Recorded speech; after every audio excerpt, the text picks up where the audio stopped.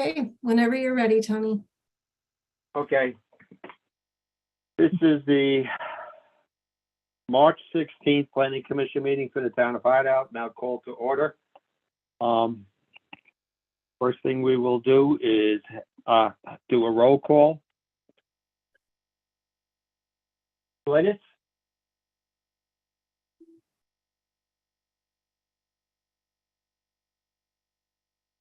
Donna? Here. Rachel? Here. Jonathan? Here? And Tony's here. Glynis, are you here or do you have to unmute yourself first? Glynis should be on the phone at *6. I'm here. Okay. It doesn't work really fast. Thank you. And now we will, I can shut my phone.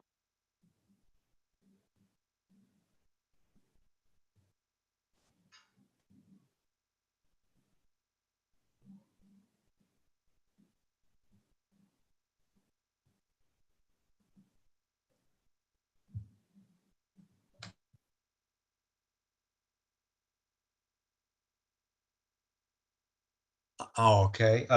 Now, next is an approval of the meeting minutes. Would anybody like to make a motion to accept the meeting, or does any of the board members have any comments in regard to last month's minutes? I'll move that we accept the meeting minutes from February 16th Planning Commission meeting. Okay. Does anybody want to second that? I will. Thank you, Jonathan. All right, so then we'll take a vote. Glynis? Yes. Donna? Yes. Rachel? Yes. Jonathan? Yes. And Tony's a yes. Okay. First thing on the agenda.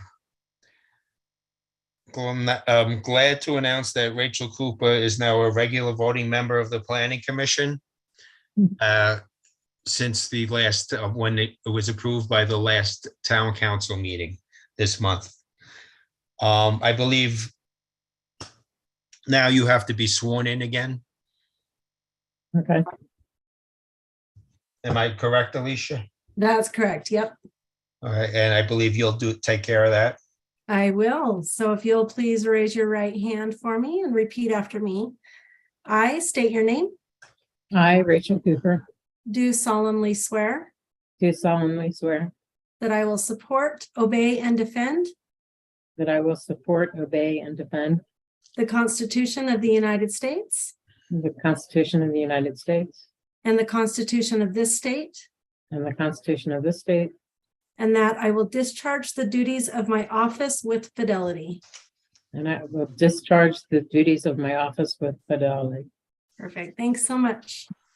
Woohoo, congratulations. Congratulations. Be careful what you wish for now, Rachel. All right. Second item on the agenda is discussion and consideration of rescheduling the April 20th, 2023 regular Planning Commission meeting. I know Alicia and I and a bunch of people have gone back and forth as to when everybody is available, because a lot of people seem to be traveling. So I believe at this time, the meeting will be canceled, and if need be, we will move up the May meeting to address any issues that we might need to address at an earlier time than the normal date. Tony, this is Thomas. We had a couple of discussions and we've received some applications, and Alicia and I were discussing it earlier this week. We're just wondering if we have to do it in early May, that's fine. But there was maybe a hope, maybe a request. Is there any chance, we have gone through the calendar, Alicia and myself, trying to find a couple of days that would work based on when we know that people are out of town, etc. Is there any chance that folks could make a meeting in early April work, maybe right around the 4th or the 5th? Again, we just have a couple of applications that are a little bit timely. Is there any chance at all? I'm available then. I'm out of the country from the 18th to May 2nd. So anytime before that, I'm available. I know Glynis is going to be away when we have the regular meeting was scheduled. I don't know what her schedule is. And I don't know what the rest of the commission is. That's the only day that I have something going on in the month of April. Which day? And of course, that's the only day, that's the day, the first time in 4 months that I have off that day. I don't have to get switched. April 20th. But I did want to say, beginning of April, I can't do, I'm away for first week of April. So 13th I work, 20th I'm off. The other option for me is May 4th. I mean, Thomas, do you want to do them the last, next week? If people are available? Well, I mean, I don't know if we can. I don't know if the time frame works, if anything has to be open for public discussion to give Well, enough notice. I think it might be a little bit challenging to try to do it before the end of the month, just with regard to noticing is the only thing.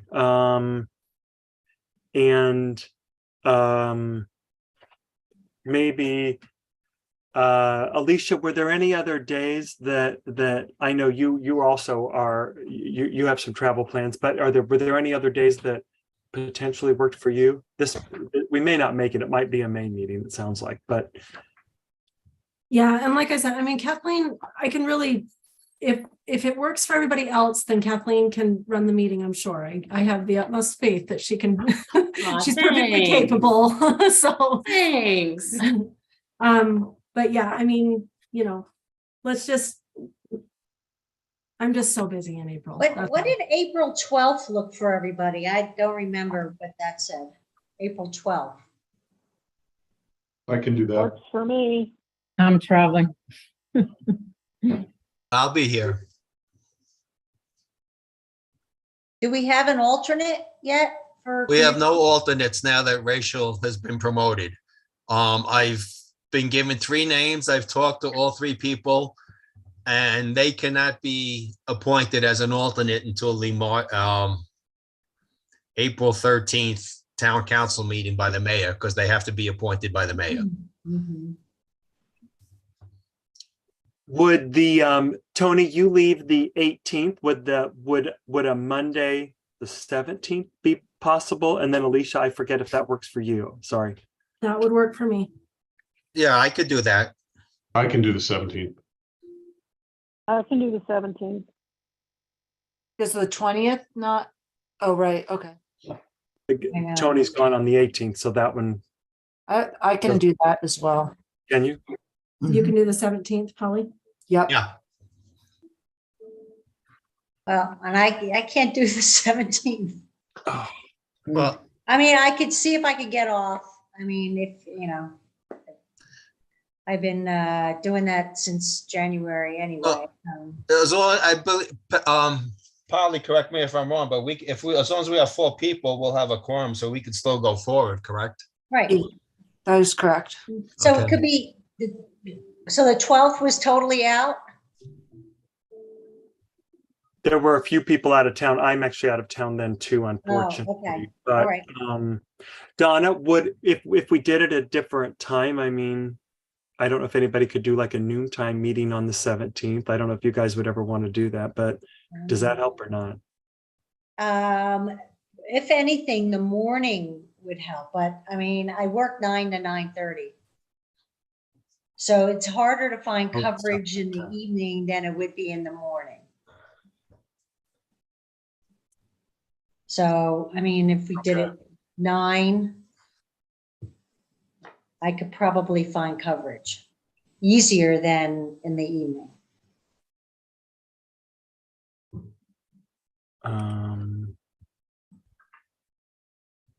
People probably don't want to don't yell at me. People probably don't want to do anything like on a Friday, even if we did it earlier, like a Friday the 14th. Does that help in any way? If we did like a lunchtime or something, I don't know. No. Yeah, that's a problem for me. I'm traveling that day. Okay. And April 21st is Tony's away. I'm gone.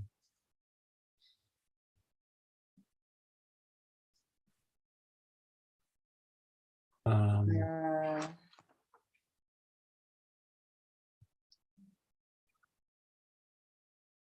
If I'm the So only, what happened to the 4th? I mean, you could do it if you have 4. I'm gone. April 4th. Glynis, will you be around on the 4th? Yeah, I'm definitely here on the 4th.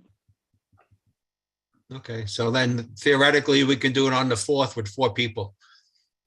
So right now we have the 4th with 4 people and or the 17th with 4 people as well. Unfortunately, Donna has challenges on or conflicts on both days. Is that right? Okay. On Alicia, do we- on the 17th, we'll have an alternate appointed because our council meeting is on the 13th. Oh, there you go. So we could do that. So why don't do we have to settle on a date right now, Polly, or we don't? Well, let's go with the 17th right now. And unless something changes, does that still work for you, Alicia? That works for me. Okay. If we do the 17th, the only request I would make is that we do it at 5 o'clock. If that's all right for everybody. Sure. yes, That works for me. Works for me. Does that work for you, Polly? Yeah, Okay. I'm traveling, but I can try to make it work. Okay. Oh, so Donna and Rachel will be out. Is that right? On the 17th? The 4th is better for me. Right. And I could try to find coverage at 5, like 5 to 7. Well, on the 17th, we'll have both alternates appointed by then, so. Oh, good. Okay. Right. Yeah.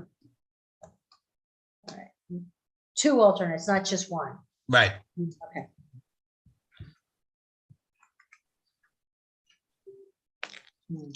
All right. So then we'll settle on the 17th at 5 PM.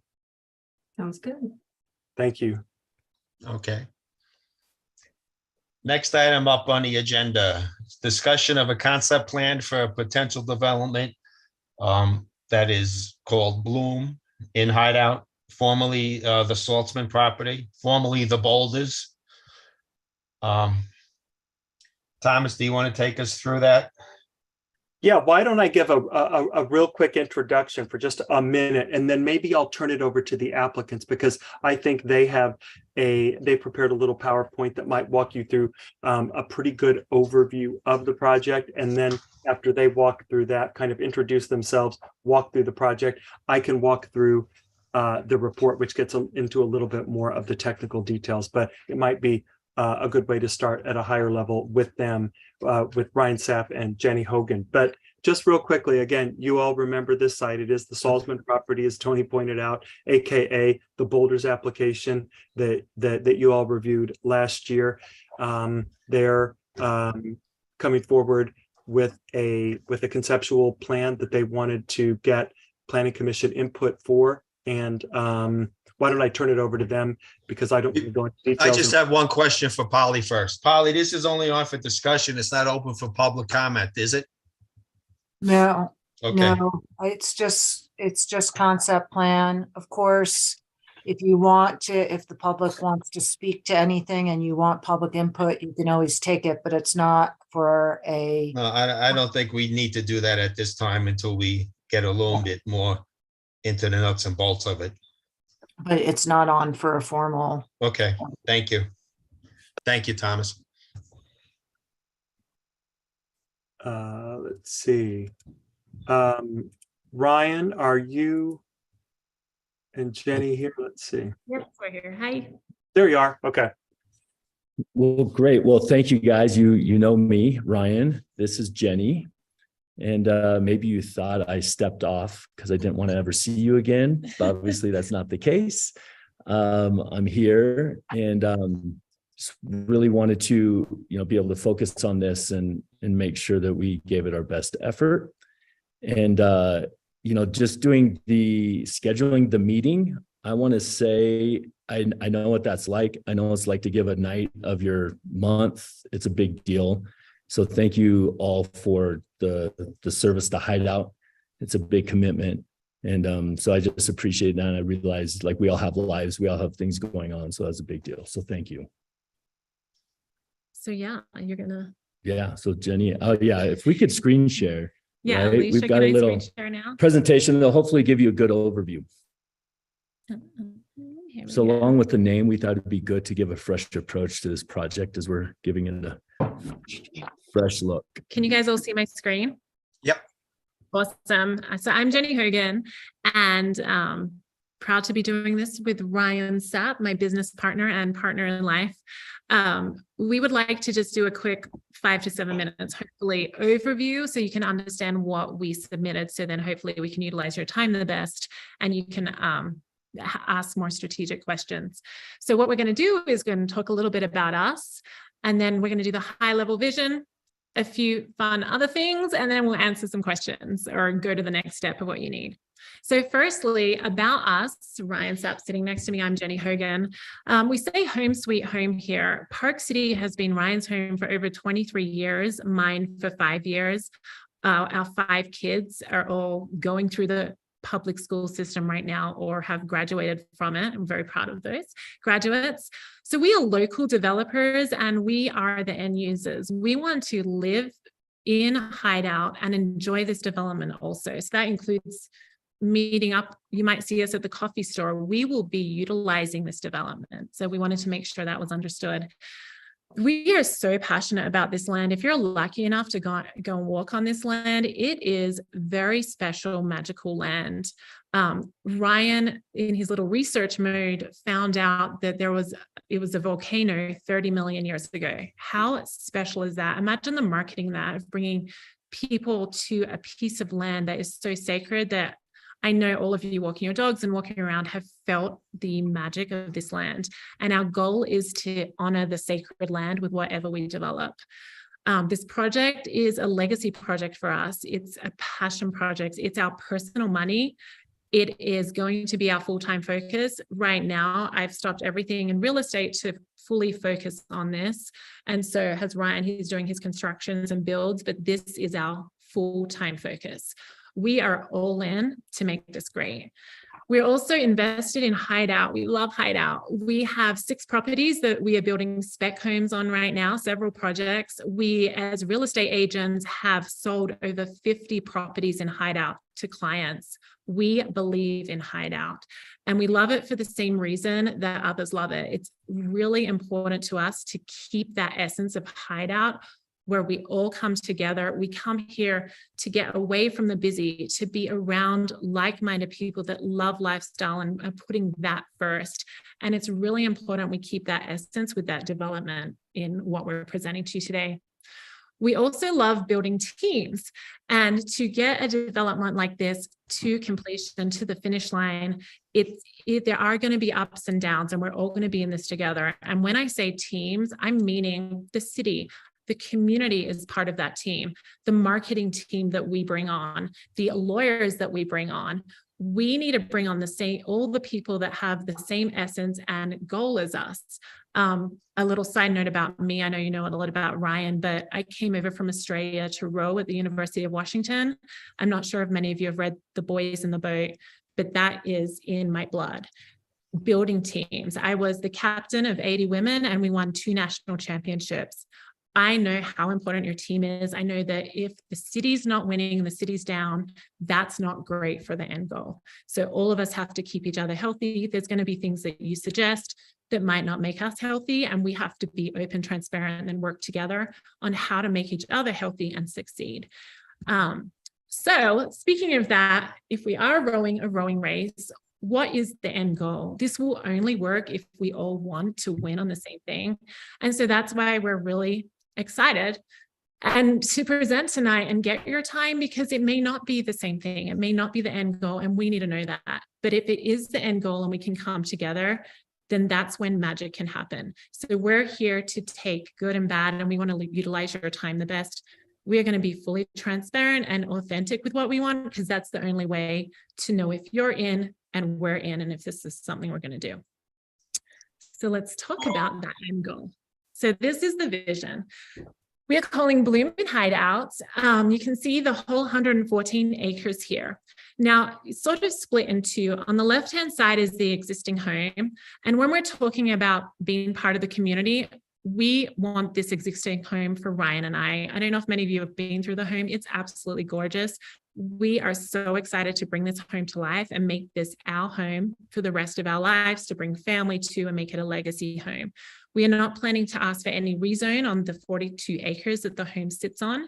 We want to keep it natural. As you drive around from Hideout to the Bloom entrance at the bottom, we would love to keep that more open space, so you're not seeing density as you drive around to the entrance. We eventually would like to build a barn, maybe a couple of guest houses for our use, which is what it's zoned for, the single family home, but we have no other plans to develop the 42 acres. So now what we would like to develop and what we are proposing is on the 72-ish, give or take, acres on the right-hand side of your screen. And so we really would like this to be a boutique community hub.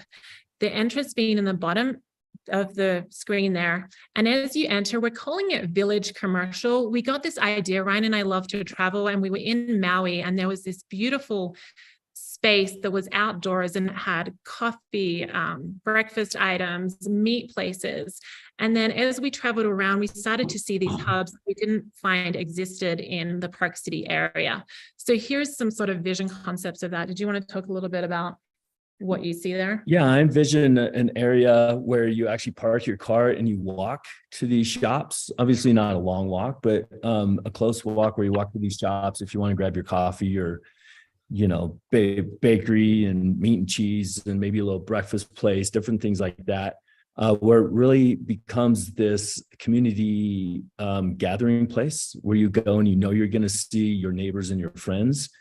And it's we also want it to be a destination to where if you live anywhere in the vicinity, like Park City or anywhere there, you're like, hey, let's head on out to Hideout and go grab coffee or go grab a breakfast or, you know, whatever it might be. That's what we envision there. Yeah, and we're in the proposal, it's 20 to 25,000 square feet of commercial. To break that down, a little coffee store could be 2,000 to 4,000 of that square feet. So we're talking, you know, 6 to 11 type vendors in this small area here. So then other things for the community, we would love a transit stop, a bus stop that's easily accessible to guests of your houses or anyone in this community that can come and catch the free bus. The bus. City. Yeah, the bus now goes from Park City to Camas. So it'd be great to have a place where they could just stop and drop off people or pick people up also. And then another thing we love is the amphitheater. Think of it more as a grass area with the stage, around 300 to 500 people. We envision that this would be developer-funded concerts to give back to the community. So we'd bring in performers that had the essence of Hideout, and then the community could come and enjoy these. And then when you think of this, this would be in the summer months. So a handful to, 6 to 12 of these a year, maybe even less. And so you'd need parking space for this. We have a grass parking area that could be 100 up to 200 cars just for these events. So we wouldn't have to impact the landscape when these events weren't happening. It would stay as open space too. I am pointing to the grass space in the middle. I just want to let you know this landscape that Ryan and I have walked hundreds of times. We know every little inch of it. This is a beautiful, I call it the knob, that's not the best name, in the middle. It's amazing, and it is arguably the best piece of land to develop something on with the views. We don't want to develop on it. We feel like this is working with the land, and its magic is keeping that sort of as a sacred space. So that would be a community open space. There's several reasons strategically for that, also to mitigate, make sure the view stays great. Right over from Golden Eagle, when you see the knob, is the money view. So we also want to make sure residents are happy with how we work with the land. And on the top of the knob, we're envisioning things like you could host outdoor weddings in summer as a wedding venue, On the bottom right-hand corner, maybe have a Sunday market or something like that. So there's a lot of uses, playing soccer or something if you wanted to, that we could see could happen on that top beautiful knob that's right in the middle of the property. So now we're going to talk about the on-site lifestyle that we see. We've positioned the hotel think of it as sort of the front busy section. It's around 20 acres there on the left-hand side, and that has the hotel and townhomes. The townhomes are there to feed the commercial and make sure that keeps going. It's just numbers when we're looking to recruit commercial places that are interested. And then you have the hotel there that we visualize as being a landscape hotel. The portion we've put it on, as you see, the knob is the highest point in the middle. It goes down all the way to the road. So you could have 3 or 4 layers that work with the land. We're calling it a landscape hotel that still you will not see above the top of the knob. It'll be several feet down, including the townhouses. Our goal is for none of them to go over the height of the knob there. So we're going to talk a little bit about this landscape hotel. In the proposal, you see it's 60 units. That's 120 keys. So a unit is a 2-bedroom hotel room. 120 keys means maybe one of the bedroom has another door. So that gives flexibility for the hotel to rent it out as a room with 2 rooms, or they could split it up depending on the economics and what time of year and who's coming. So this landscape hotel, we see it as working with the land. Do you want to talk a little bit about the hotel? Yeah. So for reference size, the current BlackRock phase that is there is 88 units. I don't know how many keys it is. This is 60 units. So this is quite a bit smaller, 25 to 30% smaller than what they have there. On the downhill side, it's 5 stories, most of it. We see this property stepping with the hillside, stepping back, having rooftop terraces, kind of like in the photos that we have shown. We would love to see like a rooftop restaurant, rooftop bar up there. What a great place for us to all hang out. So that's what our vision is with it. And also, it's a little larger piece of land. It's going to be, 4 to 5 acres, whereas something like the BlackRock first phase is only on, I think it's probably 2 acres, just that specific building right there. And then we are talking to hotel partners too. I think that's important for you to know. We've had serious talks with 3 very serious partners. One is even coming out to meet and walk the property next week. These partners love Park City. They are strategically connected to us talking to them because of the essence and what they bring and their branding as well. And just so you know, on the market right now, all 3 partners are partners that would be ready to fund and go the moment approvals are in. So this is a 2024 start. So we're working very hard to lock one of them in so we can come with a partner and work with them together. One of them actually is already working on plans. They want to show us and impress us and what they can do. So we've gotten good traction so far on this idea. And then you have the townhomes, and several of those partners are potentially interested in making the townhome residences, so an extension of the hotel. So there could be 2 options here with these townhomes. They could be owner-owned or residences that are part of this resort type feel with the hotel. Do you want to talk about that a bit? Yeah. And this is kind of great for, it's flexible, I guess that's a good way to put it. They could be short-term rentals. They could be full-time residences. They have incredible views. They're going to have a great location right at the entry, and then also close to the commercial and the hotel. So we hope that everything really feeds off of each other, and that's why we've designed it like this. And then I'm going to go to the single family homes, and they're located in the back portion of the land. I'll just show you the map so you can understand this. We have 14 in the back corner. There goes my computer there, around a cul-de-sac here. And then we have 4 over in the bottom right corner.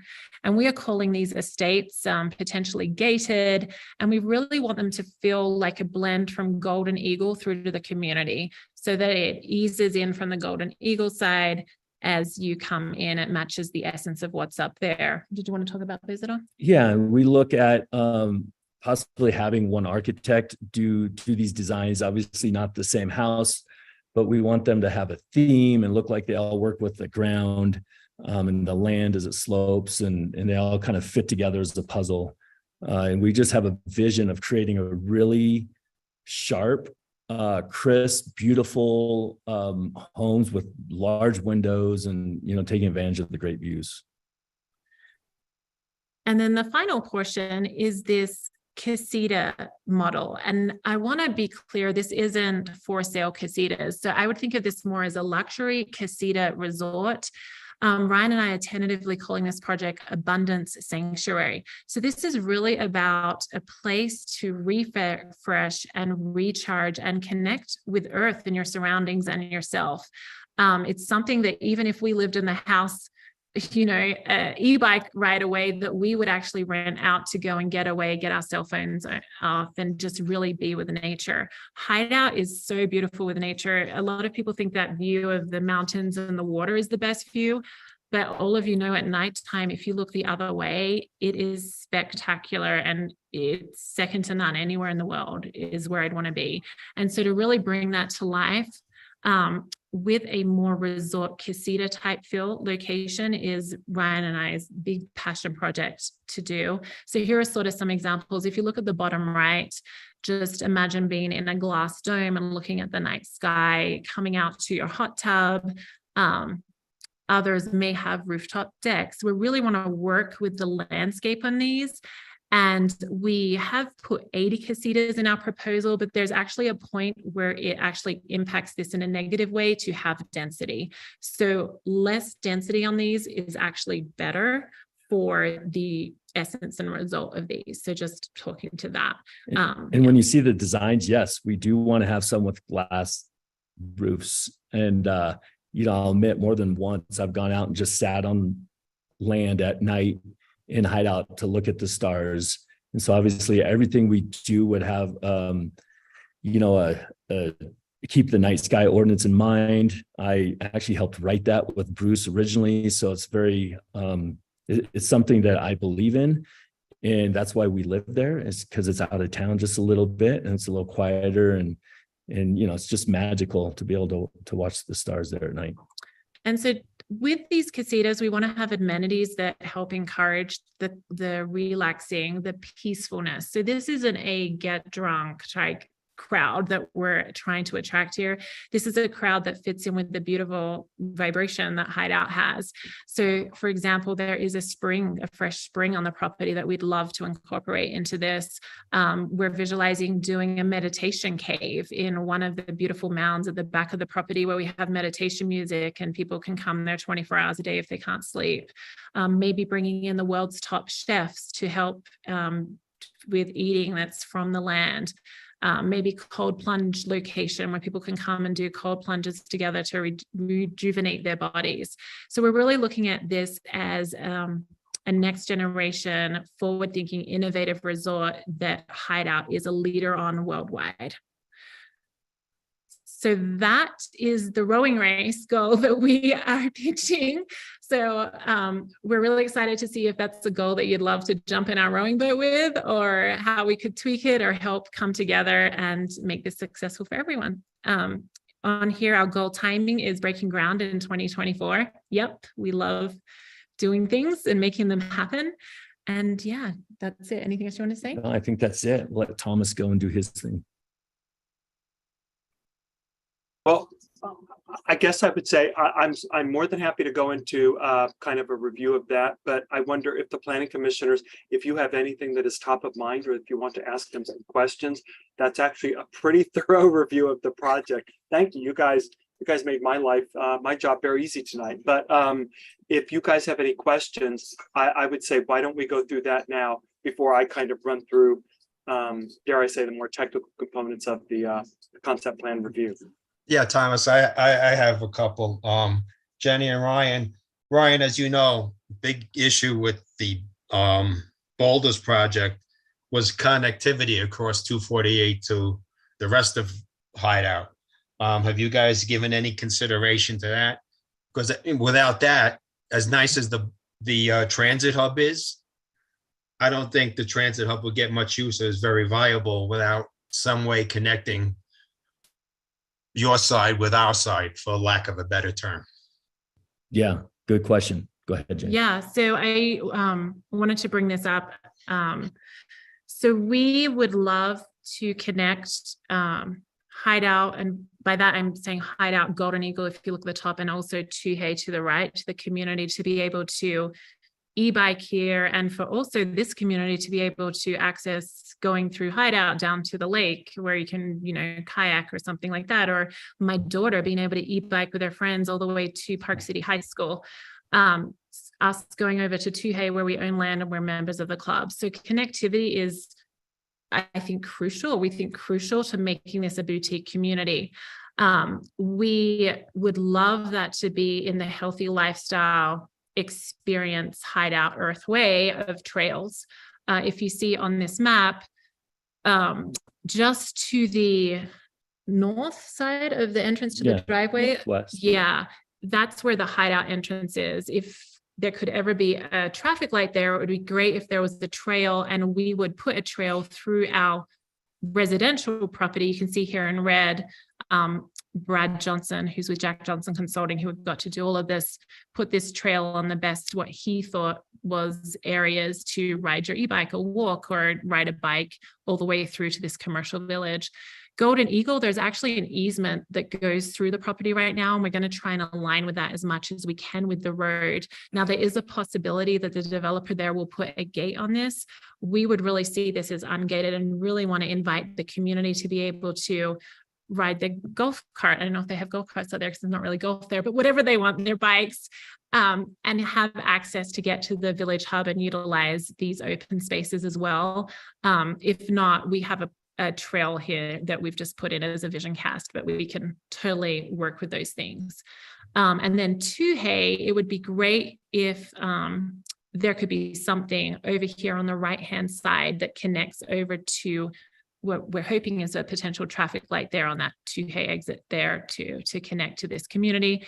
If not, maybe along the front portion to the village hub as well. Does that help answer your question? And I'll jump in because I know you're probably like talking underpass, things like that. So for way of understanding, I guess, the logistics and cost of that, Park City's doing a new underpass right there by Dan's Park City Market under Kearns, and that is 14 million is the budget for that. Down in Silver Creek, there's an underpass that they put under the highway about 15 years ago, and that was 8 million. So these are not, an underpass is not an inexpensive option to do, especially with the grade around this. And we really have looked at that. And so we're not sure the best way. We are 100% on board to add connectivity how we can through the property as much as we can. You know, if we learn more, like, how much does an overpass cost, right? Well, I was just going to ask, have you looked into an overpass, at least for bikes or walking or golf carts or whatever? We actually talked about that and looked at the one and walked over it several times over by Whole Foods Market in Park City there. They have the overpass. We haven't got pricing on that. That's something we're researching right now to understand what that is. And then for us too, it's the essence of what we need to do to achieve. So for us, the effort and money to going into actually making this succeed, especially in the first 3 to 5 years, the focus is critical for success for us to put our talents to what's best to use. And saying that, also disrupting a major line of traffic around an area we're trying to build is very peaceful, could also hinder the moment. So we're not opposed to it. It would just be, we'd love to do the timing. We'd love to be on a team with the committee who's trying to work this out, and we will be here to help. And we're very supportive, and we think it's critical. So we're open to options and helping work out. I have a question. This is Glennis. I'm on my phone and I can't see your presentation, but I'll watch it later. Does the road through the major part of the development, does that line up with the Toohey It road? is, it's actually, if you're coming up from Hideout, it's before the Toohey Road. You know, I don't know, several hundred yards. And it goes all the way, it cuts through the property and it will connect to Golden Eagle.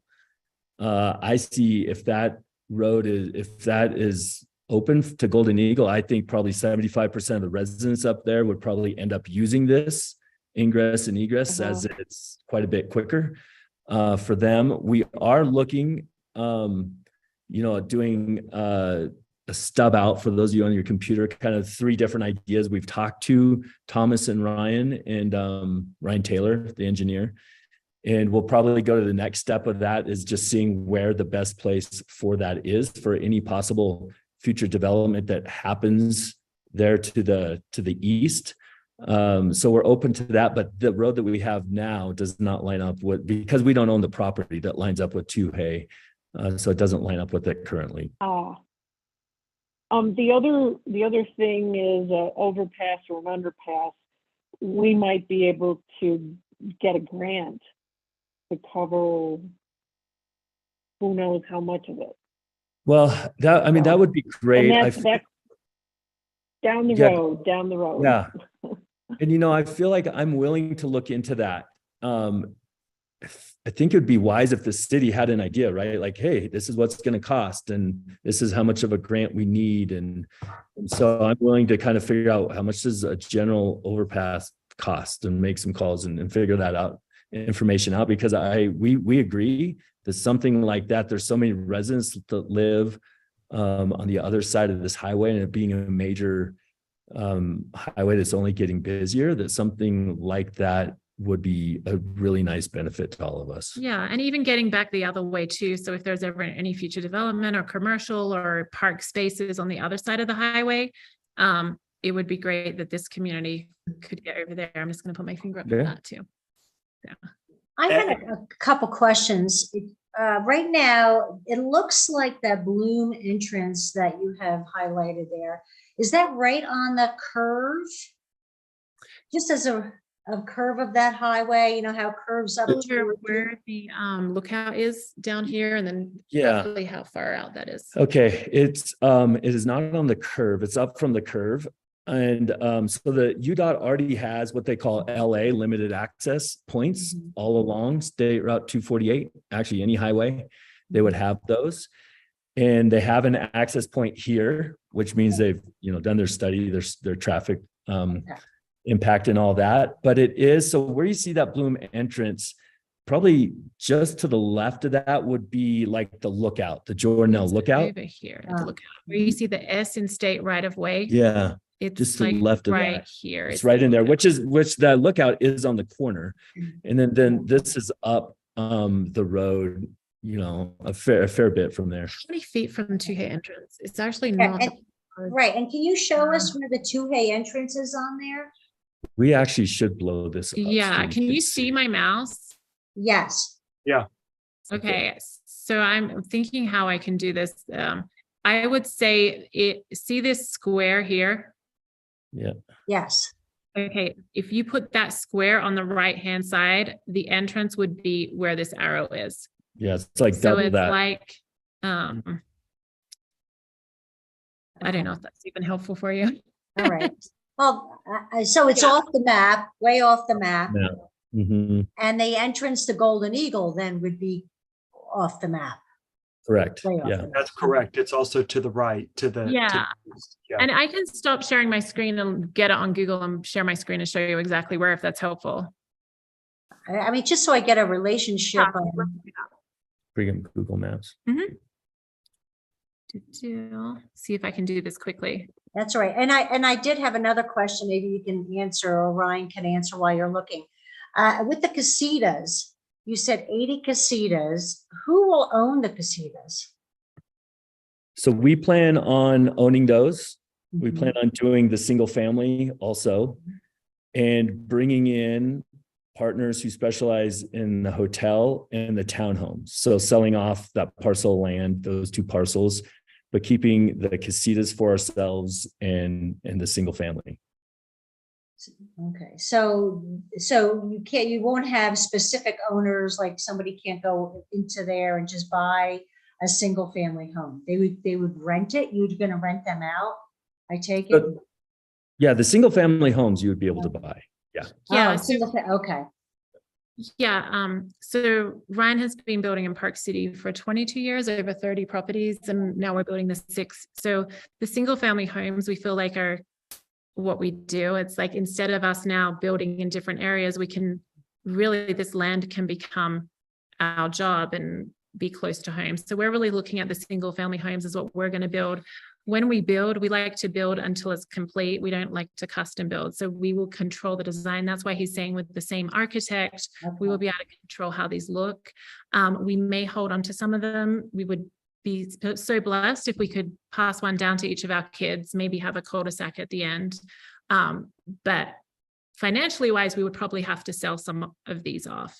So they would have end users and people in them that would own these single family homes. So that's the plan for the single family homes. The Casita area is a passion project. We look at it as art.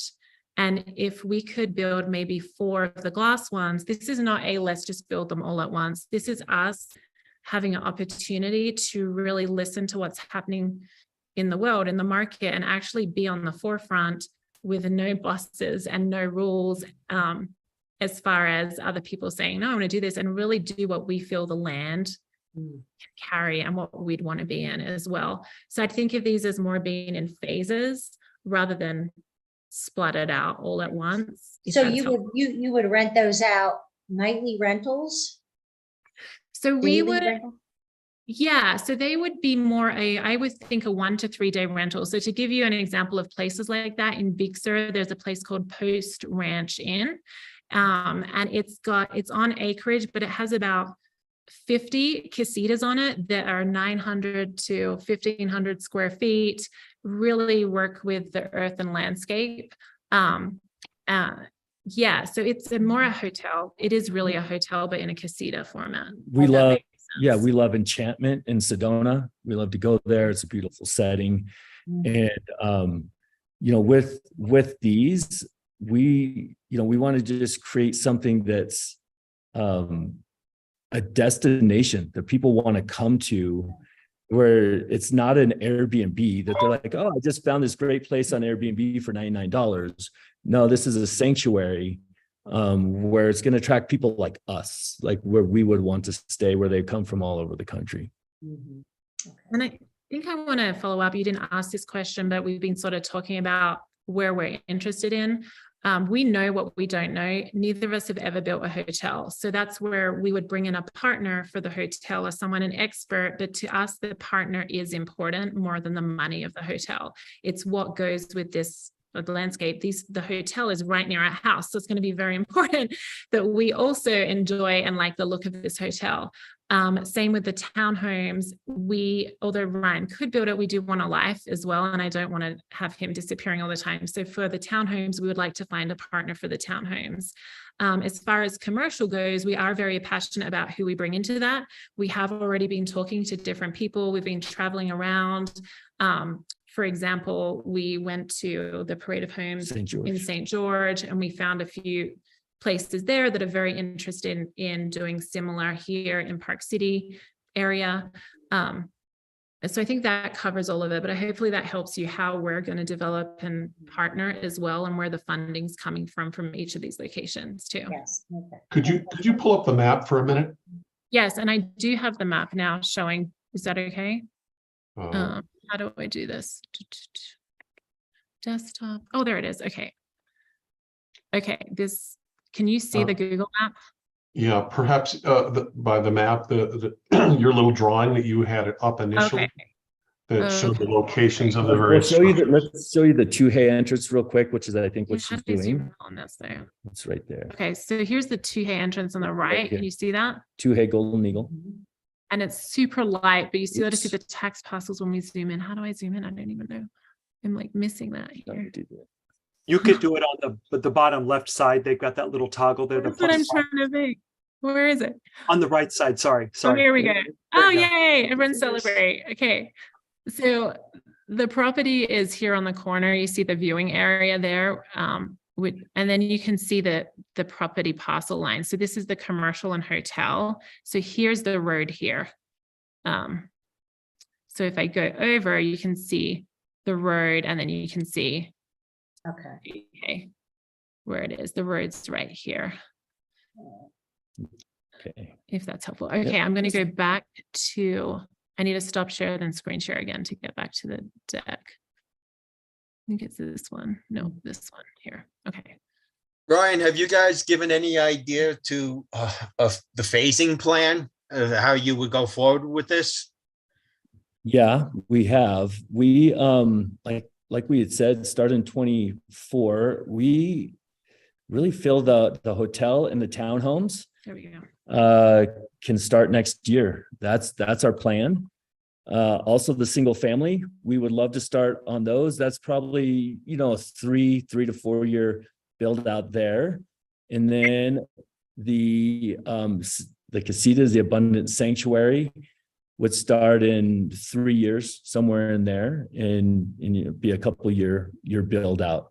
So the entry there would really start as soon as we could. How about the commercial? That would be in the same phase as the entry to, so the whole ecosystem of that bottom 20 acres is really important on timing and how you do that all together. So to attract the commercial partners at the same time, to have the hotel successful, and then have the townhome density that fuels being able to hit the performance of the commercial places that we're trying to bring in. So they're all part of a phase together, I would say. I'd like to talk density for a moment. Obviously, on the west side of the map here, the density is significantly above what it's currently zoned for. And that's not necessarily bad, because I think it brings a lot to the town. But with respect to the east side, I know you mentioned you want to put in a barn, and I think you said something about a couple of homes. Are you open to the idea of restricting the east side to those types of things, such that we're not looking at a future with 1 home per acre on the east side? And just for clarification, I think Jonathan meant vice versa. The Oh, west the other way. side, the one that you would Yes. preserve, the east side is Yeah. the one that would develop. Thank you. Okay. So he's talking about this left side here, the existing home and the 42 acres. The west side. Yeah, we're totally open to that. So from now until we meet the angels in heaven, we want this to be our place for our family. And so our plans, as long as we own it, our dream for that, we would love to talk about it because we want to do it, right, is have a barn. Ryan's mom's into horses. If she ever comes to live with us, we might have a little casita out the back for her, and bring her there, maybe have a place for my parents. So a couple of casitas, maybe a couple of guest homes on the site. So a small little cluster behind the house of just places that family could stay in.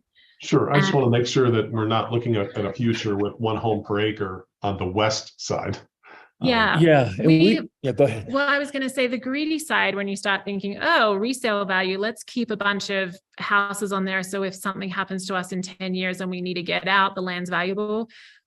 We feel like we love remodeling and bringing houses together. We feel like we're going to make this house so valuable as a 42 acre beautiful house that resale won't be a problem for us. So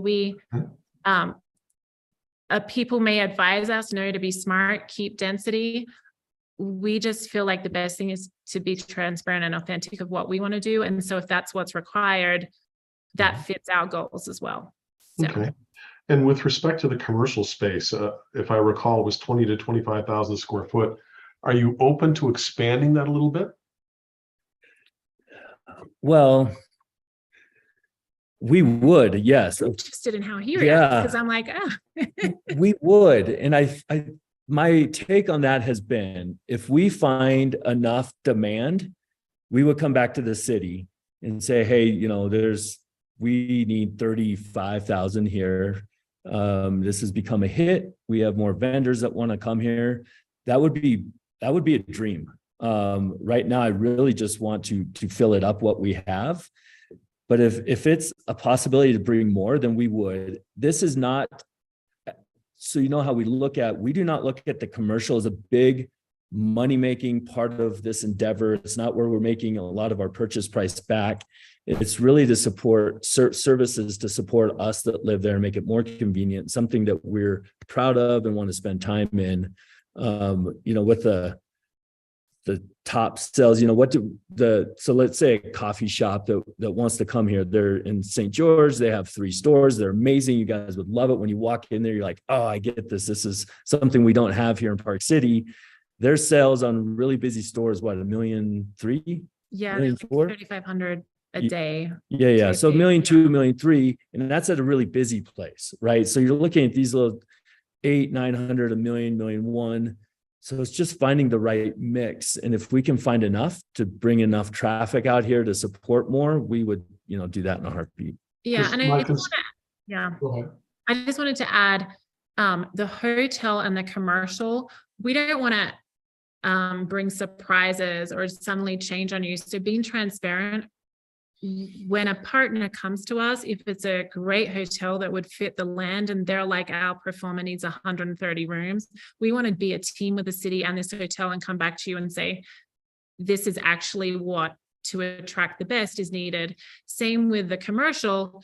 If we get a fabulous commercial place that comes to us and we're finding that there's a lot of great need in there, we would love to have the open conversation with the city and be like, hey, this is the win-win for everyone. Can we? So we're sort of guessing at 20 to 25,000 would be supported on this. There's also commercial that we haven't included in this in the hotel. So a hotel might need around 9,000 square feet of commercial, and we have not included that on this. We realized when we put in the application, they might need a restaurant, there might be a spa, there might be other things that are in the hotel. They might have some retail stores or something like that we don't know until we start talking to the hotel partner. So there's sort of the areas where we may tweak a little bit as we come back to you, but I'd love to hear your concern on this. Well, my concern is that, as you know, there's precious little space left in the town for commercial space, restaurants, so on and so forth. And my thinking is, if we don't set it aside now, when we do reach critical mass, there won't be any space available.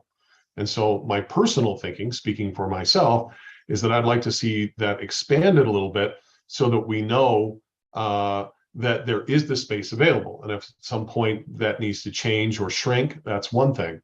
But my thinking is, if it isn't reserved and set aside now, there will never be any space for restaurants, little boutique shops, services, that kind of thing. Yeah, and just so you know, the floor print there, I believe John told us was right that you see, even though we said 20 to 25, he had a potentially you could go 2 stories and make this 30,000 square feet. So we're not talking about adding too much. It's doable to increase this very easily with this plan. It is the parking that then you need a certain amount per parking per amount of square footage that would then need to be very creative on how to fit that in and make it not be too overwhelming for the ecosystem of the land that we're trying to build, which makes everything in there successful. So there is a point where it could be overdone and not match, but totally hear what you're saying too. Yeah, I hear that. Maybe, part of it is we don't constrict it, right? So you do see there's a lot of land there between that commercial and the hotel. And leave that open, and if it needs to grow down the road, then we have space to let it grow. Parking, and you go down or somewhere on the rooftop parking to make it fit. I'd rather see it set aside now and shrunk than be too small and try to expand it. But that's my personal thought on that. Makes sense. And Ryan and Jenny, along that line, just so I'm clear, the commercial that you showed there, kind of on the east side of category 1, that's 1-story commercial, is that correct? Yes. So the footprint is give or take 25,000 square feet. So there is an opportunity for a second, as you said, right? Second story. Okay. Yeah. Okay. And you I have a could. question. You mentioned the hotel would have a restaurant. Correct. Do you know square footage on that or number of seats? We don't have those numbers. So that's the things we want to talk to with the hotel partner. They have their requirements that they need to have to get 4-star, 4.5-star. And so that's going to be the critical thing, is the partner and what they need. So for an example, a hotel like Evo Hotel in downtown Salt Lake City, they have 50 rooms, and they have more retail and commercial than the hotel. So even though it's a hotel, the hotel's secondary. They have an indoor skateboard park. They have a rock climbing wall. They have 2 humongous retail stores.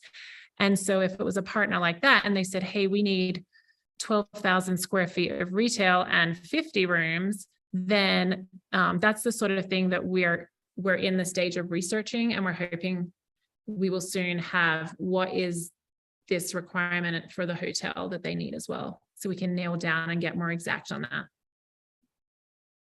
Okay, thanks. Can you zoom in and kind of lay out for us where you envision, walking or biking or hiking trails might be? Yeah, let me go to, which is the most clean one. Here we go. Okay, zoom in. Let me do it again. Okay, so we haven't done the next level of this. Once we heard the concept, we were going to go in and do more trails. So this is, I would say, if you think of a map overlaying, this is 1, and I think trails could be even up to a level 5 type thing.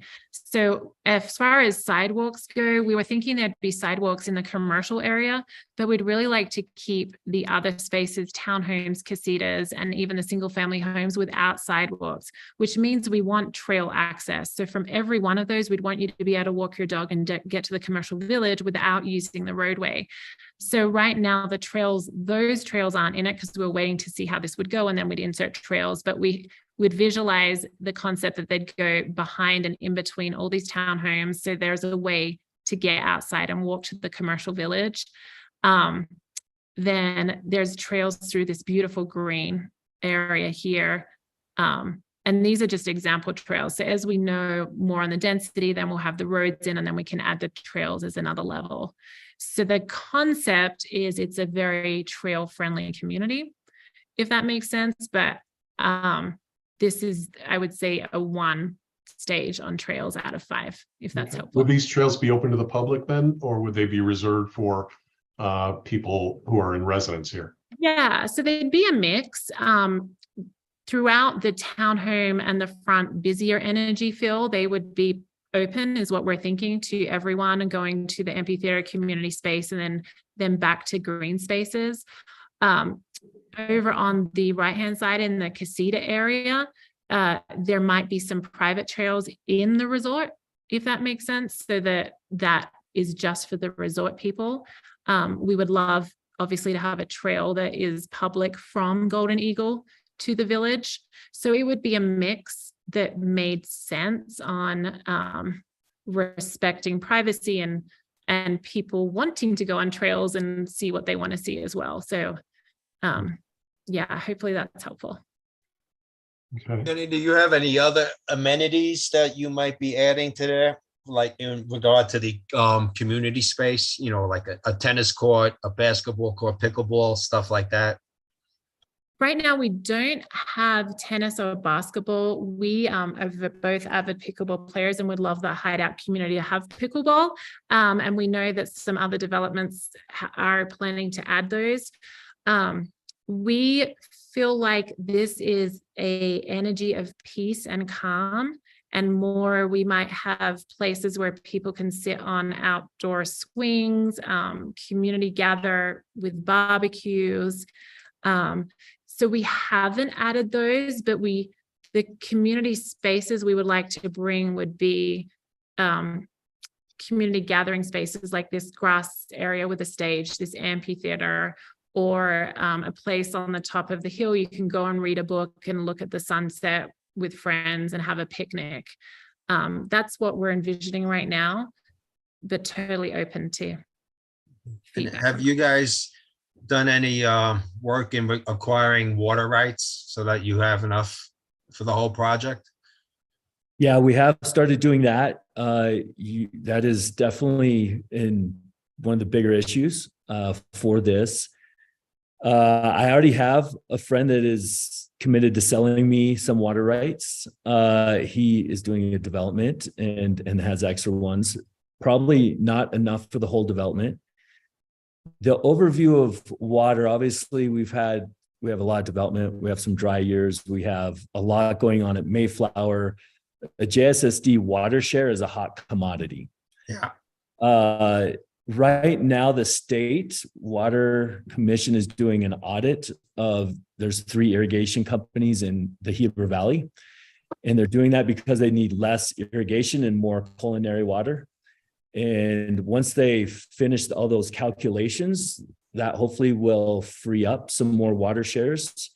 There are other water shares that we know of that are available. It really just comes down to price and, making it work.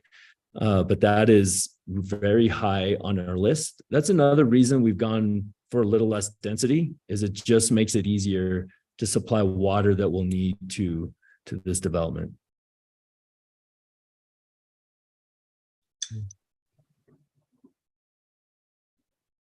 What are the big challenges you see in making this happen? Is there something out there, the topography or something else that you see that is going to be a big challenge? Yeah, so there are going to be challenges. So I want to just put that out there as expectations. Challenges are things that we can't control. So I would think a challenge is the developer that we're butting up against. If there's a gate put on that, then we're going to have to find a second way out. So that would be a challenge that we'll have to face. And we are starting to come up with backup plans because we don't control that. We hope there won't be put a gate there, but we're not going to rely and put our whole life into something that we don't start thinking of secondary options for people that we don't control. Other challenges are distractions by key members that are happening that can't focus on keeping this moving along. From distractions in our life to distractions in the city's life to distractions that happen by natural causes that could come along as well.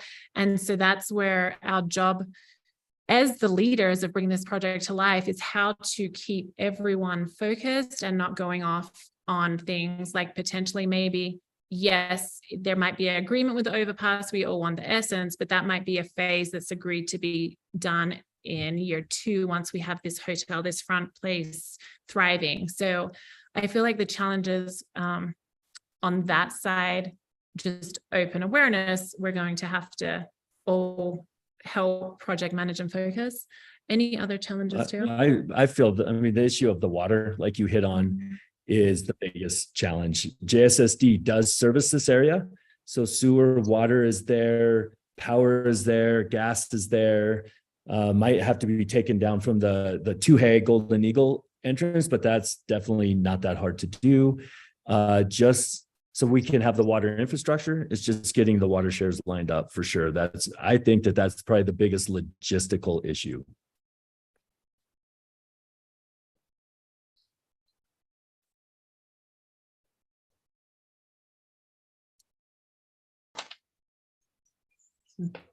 Do any of the other commissioners have any other questions for Ryan and Jenny? And I'm going to follow up one thing on the challenge thing. The challenges can also be the team you bring on, and we are not holding back on who we bring on. So we're working with Jack Johnson Consulting, who have done many projects in Park City. Did you want to talk a little bit about them? So. Yeah, Jack moved here in 1970, and he's designed infrastructure, probably 75% of all of the developments in Park City. So very well respected and has been here a long time. And we are, even though we've sold 100 million in sales in a year, including a ton of commercial, and we're really good at commercial, we're looking at bringing on the best commercial person in Salt Lake City to be along on our side as we're doing the commercial. So we can't do it all. Everything in this, we want to bring on the best because we are going to hit challenges, and we're not here to make someone's career and have an intern and build them up. Although I love mentoring, my favorite thing in the world, and people have mentored me, but for something like this, we need the best of the best. And we know how valuable that is and how that's going to help us get to the finish. So just letting you know there, that's the type of puzzle pieces we're trying to bring together right now too.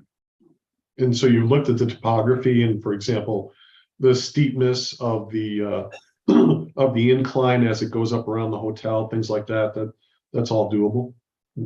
Yeah. So, man, it's a good question. Cause I'll be honest, the last plan that we went over, I didn't understand the land like I do now. Now I understand the land, and there's a lot of stuff. I was like, what? As I understand the land. And there's also a slope analysis that's part of our submission to the city. So the city has that somewhere that shows the different slopes, and it's colored. Anything 30% and above. Actually, we have 2 areas highlighted where we have to go through that you want to stay away. But you're exactly right. And especially as being a developer builder, slopes just add money to building. It makes it more expensive. And for instance, this hotel is just on, and these townhomes, it's just the perfect slope for downhill lots, uphill lots, walkout basement. They're not too steep. I really enjoy the claim. I like the design, but when I look at the roads they're having to put in, I'm like, oh my gosh, that's just got to be a nightmare, right? It seems extremely steep. We don't have anything like that on this site, anything that we have planned. So for the most part, we've really been able to stay away from the over 30% steeper slopes. And we tried. We were sitting with Brad, the brilliant engineer, architect that did this, and he's like, nope, not doing it. Like that's where, and we're like, come on, tweak this road here. Let's get a townhome here. So we feel like even if we get a little bit excited, we want to be pulled back because we want to work with the land, and we'd rather take off things than add things to get something on there right now.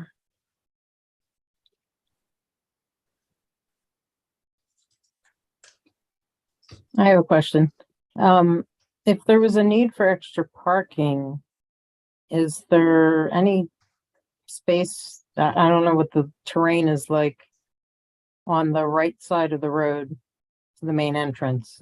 I see there's nothing down in there. Is it because it's too steep, or what's the? So yeah, that little indent right there, and then the land all the way down to the east, so I think all the way to the right, is all owned by, I believe, Mustang Development, developer of Golden Eagle.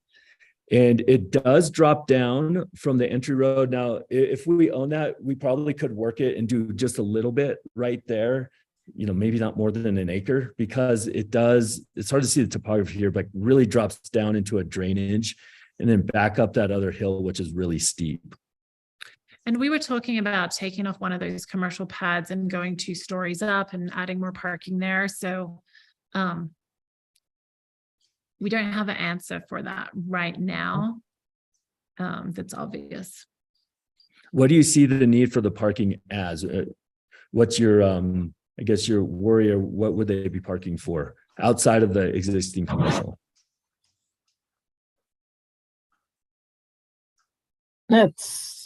To me, it's just knowing whether there'd be enough space for parking there for whatever the commercial. Okay. Got you. Okay. Just in general per square foot. So usually, well, there is, metrics where they'll say per 20,000 square feet, you need X number of parking spots.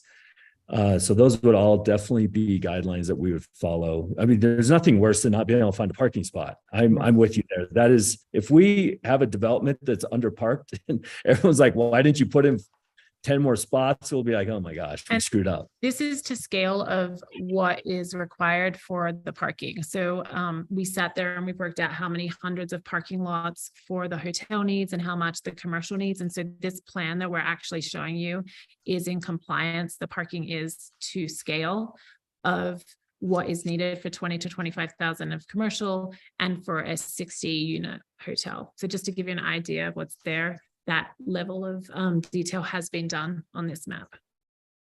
Where did you say, you may have mentioned this, the parking for the amphitheater? Did you say in the grassy areas? Yeah. Let me go back to that. It's like, how would it, if residents from this side of Hideout wanted to go and watch a concert there, where would we park? Yeah, so there, if you can see my mouse here, the plan that Brad, the land architect came up with was you could drive through here and this would become, he said 200 parking spots is what he worked out would be in this square here, but we've set around 100 to not go crazy. And then you'd walk up the trail here to the amphitheater, if that makes sense. And then also on the bottom. What am I of doing the right now? I'm like changing. How do I? Okay. Are Yeah, And these also on the roads, bottom. Yeah. Go ahead. are these roads going to be public roads or private roads in your vision? That's a great question. We envision the majority of these being public roads. The only two roads that we could see being private would be the single family homes there. And then the sanctuary, the abundant sanctuary. We'd probably want to keep traffic down, people not just driving through there for no reason.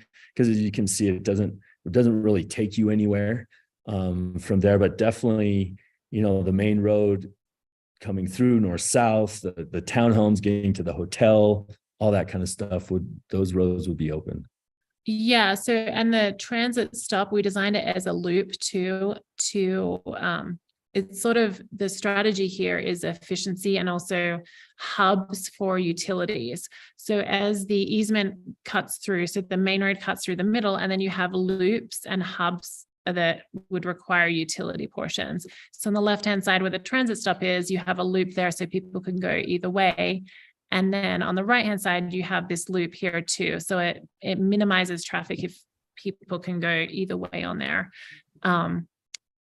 And we are looking at potentially if we do put a road, but a road here on the right-hand side, maybe changing this to be more a thoroughfare, potentially public too, and then having quieter clusters of streets that come off with the casitas, and those cluster streets would be private, similar to the gated single family.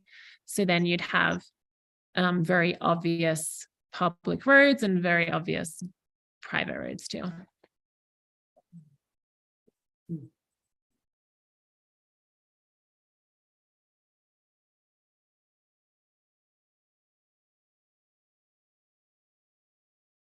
I would just add one thing with regard to roads, since we're discussing that the primary road that they illustrated that you kind of see run from south to north, that primary road, that I think Jenny and Ryan outlined this. Yep, exactly. They outlined this a little bit earlier, but that is an easement for an emergency ingress egress road for Golden Eagle. And so really what they would be doing is improving that, which is actually very much in line with infrastructure improvements that the town would want.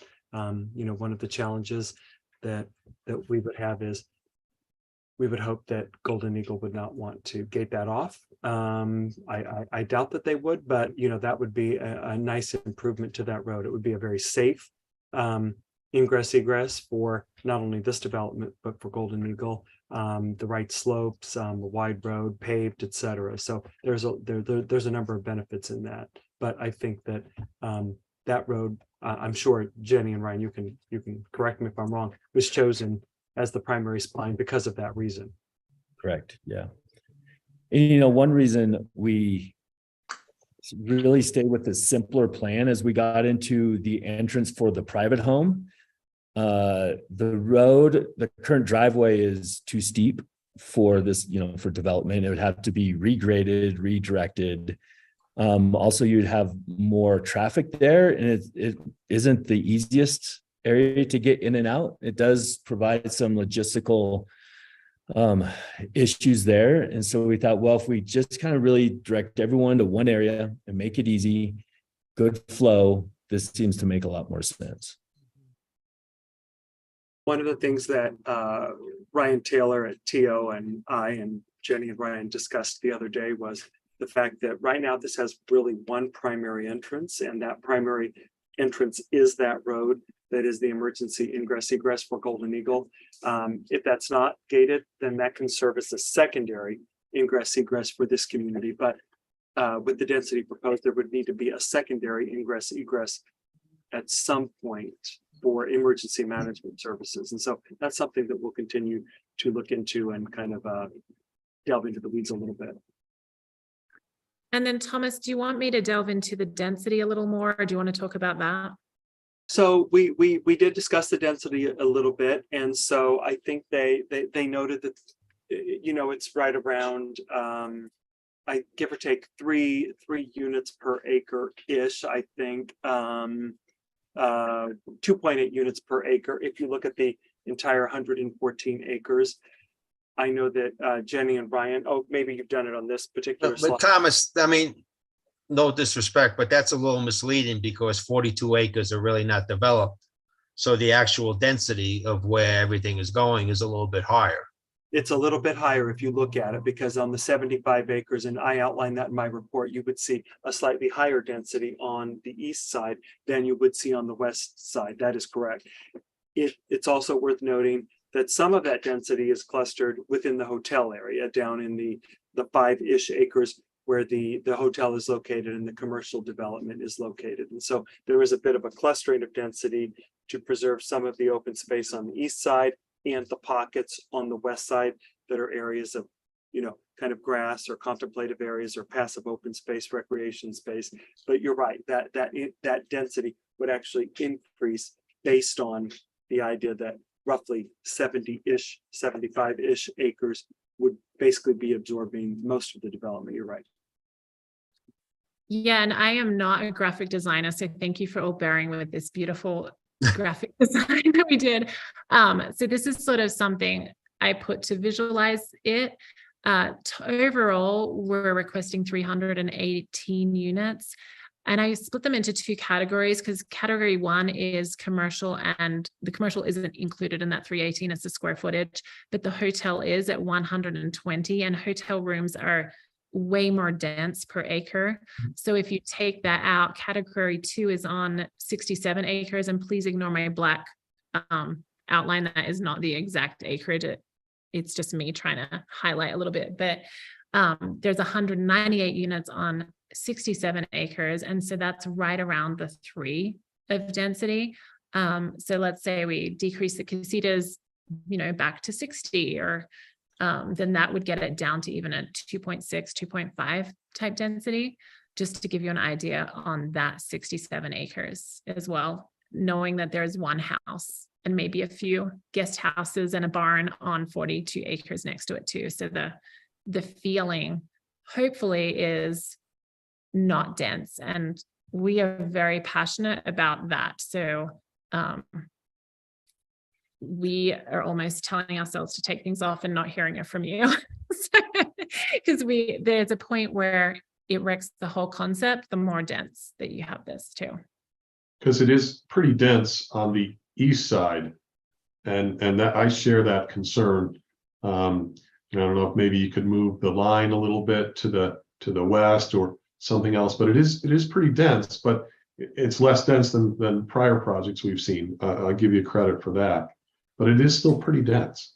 When you're saying the east side, which just of the road? On the right side of your map, Okay, very gotcha. dense in that neighborhood. Gotcha. Obviously So not so dense on the left side.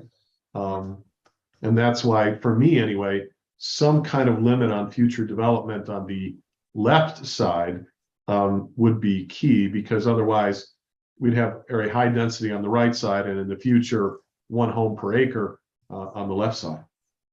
Yeah, understood. Yes, we are aligned with that and would 100% be fine with that. That's the intention. Okay.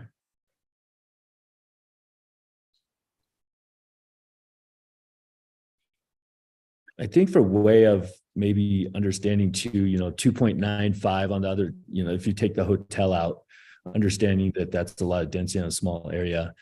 Soaring Hawk is, the lots are 0.18 to 0.22, right? Which is 4 lots an acre, 5 lots an acre, probably less than 5 because you have roads.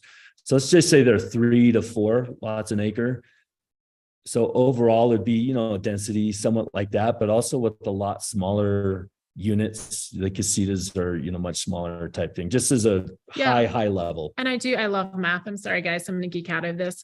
But the mountain regional zoning that's on the 42 acres, if that wasn't touched and left the same with this proposal, on 42 acres, it's one house per minimum acre. So you probably, including the house, could get about 30 houses on 42 acres once you put roads with slopes, maybe even less. But let's say it's 30 houses. If you add that 30 to the 318, we're talking, if we keep the zoning, everything the same, we're at 348 unit proposal total for the 114 acres. So even at worst case, if it just stayed the same zoning, it's a 348 proposal right now. If the house had to be capped at whatever we liked, then that would take it down, if that makes sense. So hopefully that gives the worst case possibility of this current vision. Because there's kind of a trade-off, higher density on the right side versus keeping the low density on the left side, at least in my mind. Right. Yep.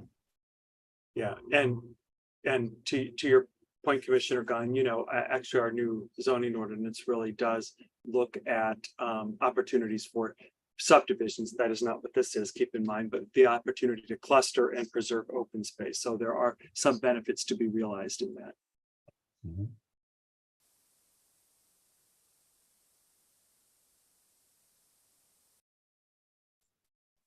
Are there any other questions from the planning commission members?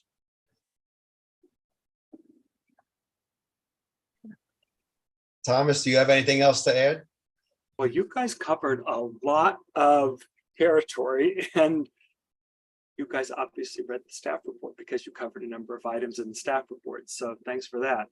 I don't have that much. I know it's we're about an hour and a half in.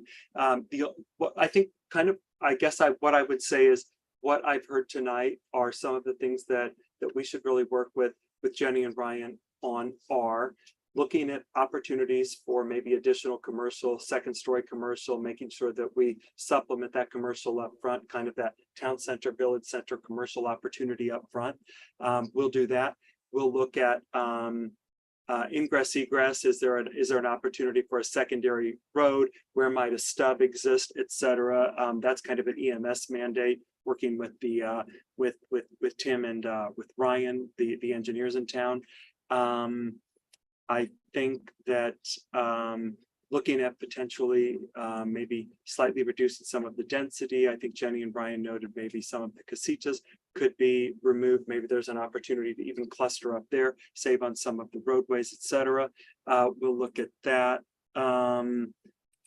You guys addressed parks and trails. Of course, we'll continue to work with them on that. The idea of an underpass and overpass, really starting to look into that. What are the costs for either? And when might that be applicable? Would that be, in a phase 2, 3, or 4? How far along in the project would that be to make it feasible for a partnership, a public-private partnership? You guys discussed water rights. That's something that Ryan and Jenny have committed to look into. And I think that's generally what I captured tonight. So we'll continue to work with them and then bring this back before you guys. Is there anything that I missed that you really want us to delve into in any significant detail? I guess in light of recent issues, we should probably make sure there's adequate space to push the snow. That's a huge problem for in my subdivision anyway. And I can imagine, given this density, it may be something we should at least think about going forward. Okay. Yep, absolutely. And that has been part of the plan as we're doing this as well. We'll have a more detailed plan to come in probably a week or two. We have high level plan already in this, so it's not going to be hard to show you the detailed plan.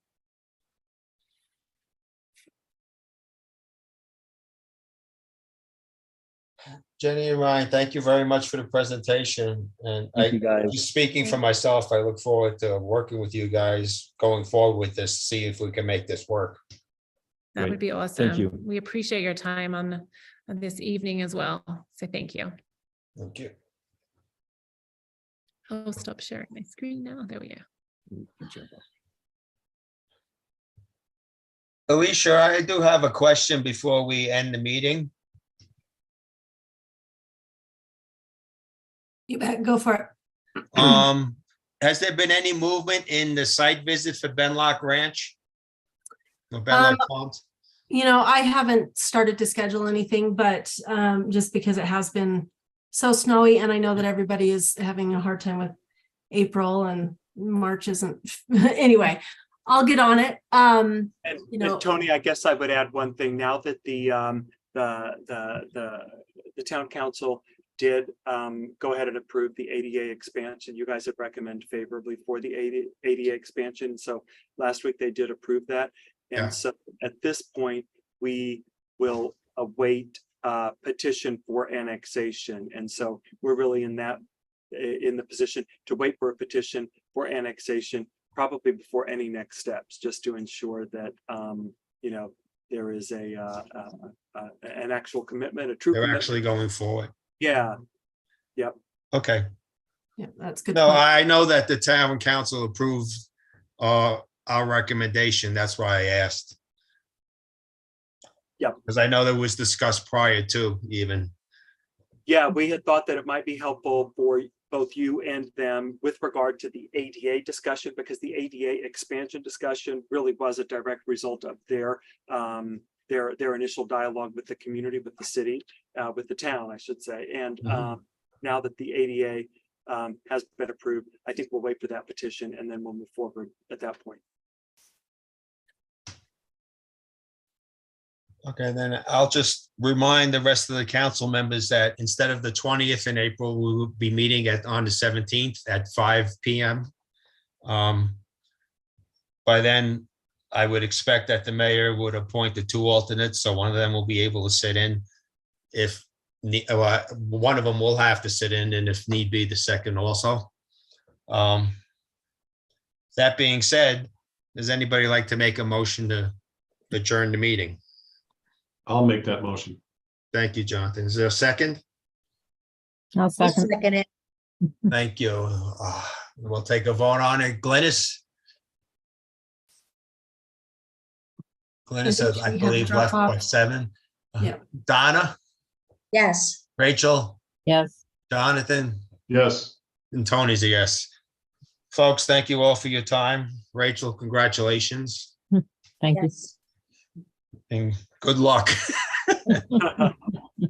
And thank you everybody else for their time and effort. And we'll see you all next month. Right. Have a good evening. Thank you.